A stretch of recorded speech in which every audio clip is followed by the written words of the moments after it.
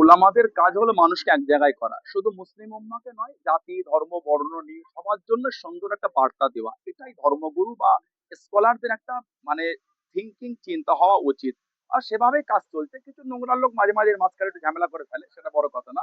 আর সবার উচিত এটা, আজকে যদি আমরা সবাই এই সদিচ্ছা নিয়ে অল্প হলেও আগিয়ে আসি, দেখবেন আগামী দিন আমাদের সমাজে গরিবদের কষ্ট অনেকটাই কমে যাবে। সেই হিসাবে অনেকটাই কাজ করতে পেরেছি, সাকসেসফুল হয়েছে আলহামদুলিল্লাহ। আগামীতে আশাবাদী আরো সাকসেসফুল হবো ইনশাল্লাহ। সেই নিয়ে কাজ করছি, সেই বার্তা চতুর্দিক থেকে দিচ্ছে। আর রমাদান শরীফ যখন আসে, একটা মানুষের মধ্যে গরিবের পাশে দাঁড়াবার একটা আগ্রহ আলাদা তৈরি হয়ে যায়। তাই আল্লাহ রহমতের মাসে এই যে দাঁড় করিয়েছেন, লাখ লাখ কোটি কোটি শুকর তানা দরবারে, আশাবাদী আগামী দিন আরো বেশি করে যা জানাতে পারি সেই দোয়া আল্লাহ পাকে দরবারে চাই। আপনি বলছিলেন যে অনেকে অর্থ থাকে এবং মাল দেওয়া পর্যাপ্ত সে সমর্থ থাকলেও এলাকার ছেলেপিলেদেরকে পাওয়া যায় না, যে তারা মানুষের হাতে পৌঁছে দেবে। এই যে মোহাম্মদপুর এলাকায় যে ভাবে সাড়া দিল যুবকরা, কি বলুন তাদের উদ্দেশ্যে? মোহাম্মদপুরে এই শিল্পদা, এই ভাইরা, এরা আজ থেকে নয়, অনেক আগে থেকে এই সমস্ত কর্মের মধ্যে জড়িত। আপনারা জানেন বছরে একটা ব্লাড ডোনেশন ক্যাম্প করে থাকে, সামাজিক অনেক প্রোগ্রাম। এটা এটা এই এলাকার একটা চিরাচরিত নিয়মেই রূপান্তরিত হয়ে গেছে, বুঝলেন তো। এই এলাকার লোকেদের কর্মই এটা মানুষের পাশে দাঁড়া। আল্লাহ পাক যেমন এনাদের দিয়েছে ভালোবেসে, এনারাও তেমন অসহায় পাশে দাঁড়ানোটাকে আনন্দ মনে করেন, এটা ভালোবাসা না দাঁড়ান। তাই আহ সমস্ত এলাকায় যদি যুবকগুলি একটু দায়িত্ব নিয়ে নেয়, যুবকদের কাজই হলো দায়িত্ব নেওয়া। কিছু কিছু এলাকার যুবকরা সময়কে বাজে জায়গায় ব্যবহার করে, তাই তাদের কাছে বার্তা আমার এটা থাকবে, আপনারা এই ভাইদের দিকে দেখে শিখে আপনারা যদি একটু আগে আসেন, আমার মনে হয় আপনার এলাকার গরিবদেরও অনেকটা কষ্ট কমবে। প্রয়োজন হলে আমাদের বলবেন, আমরাও আসার চেষ্টা করব। আমার ভাইরা আছেন, সবাই আমরা এসে একটা সুন্দর সমাজ একটা গড়ে তোলার চেষ্টা করব। এটা আমাদের লক্ষ্য। রোজা রাখা যেমন ফরজ, জাকাত দেওয়াটাও তেমন ফরজ। কিন্তু অত্যন্ত দুর্ভাগ্যের বিষয়, আমরা আজকের দিনে দেখছি যে মসজিদে নামাজের সংখ্যা বাড়ছে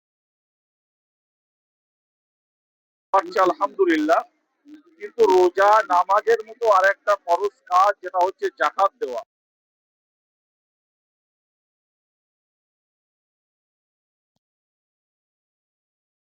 যে জাকাত ইসলাম নির্ধারণ করেছে, সেই জাকাতটা যদি দুস্থ অসহায় মানুষদেরকে ধনীওয়ালারা যদি না দেয়, তাহলে তাদের সমস্ত হালাল অর্থটাই হারাম হয়ে যাবে, সমস্ত হালাল অর্থটাই হারাম হয়ে যাবে। আর যারা জাকাত দেন, এই টাকাটা তাদের নয়, আল্লাহ সুবহানাহু ওয়া তাআলা গরিব দুস্থ অসহায়দের মানুষদের জন্য আমানত হিসাবে 1 বছর ধরে তাদের কাছে এই টাকাটা মজুদ রেখেছে। ফলে গরিবের টাকাটা তারা তাদের দয়া করে দিচ্ছে না, এটা এই গরিব দুস্থ মানুষদের অধিকার। সেই অধিকারটা যারা,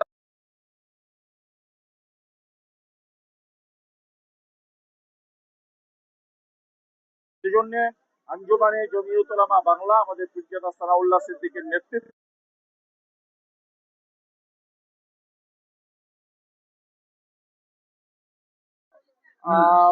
উদ্যোগ তিনি গ্রহণ করেছেন, তা সাধুবাদযোগ্য। এবং সেই কারণেই আজকের শিল্পতার মানুষ মুজাদ্দেদ জামান দাদা হুজুর পীর কেবলা রহমতুল্লাহ আলাইহির সিলসিলার ছায়াতলে এসে ইসলামের হুকুমকে পালন করার জন্য জাকাতের অংশ দিয়ে গরিব দুস্থ অসহায় মানুষের পাশে দাঁড়ানোর চেষ্টা মাত্র করেছে।